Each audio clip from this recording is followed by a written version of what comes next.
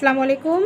আমরা এস্টিমেটিং ৭ অধ্যায়ের একটি অঙ্ক দেখব, যেখানে বলা হচ্ছে ২০ হর্স পাওয়ারের 3 ফেজ 800 ভোল্টের একটি মোটর সরবরাহ হতে 25 মিটার দূরে স্থাপনের জন্য প্রয়োজনীয় তারের সাইজ নির্ণয় করো। তো এখানে আমরা পাচ্ছি কি, পাওয়ার দেয়াই আছে 20 হর্স পাওয়ার, তাহলে এটাকে ওয়াট আওয়ারে নিয়ে আসার জন্য আমরা 746 দ্বারা গুণ করে 746 দ্বারা গুণ করে এখানে ওয়াট আওয়ারে নিয়ে এসেছি, যেখানে পাওয়া যাচ্ছে 14,920। লাইন ভোল্টেজ দেওয়া আছে 400 ভোল্ট এবং কস থিটা আমরা 0.8 ধরে নিয়েছি। এখানে আমরা বলতেছি কারেন্ট কতটুকু লাগবে এবং তারের সাইজ। তাহলে এখানে আমরা সূত্র ফেলে দিব। সূত্র আমরা কি জানি? সূত্র জানি হচ্ছে আই ইকুয়াল ভি পি ভাগ √3 VL cos থিটা।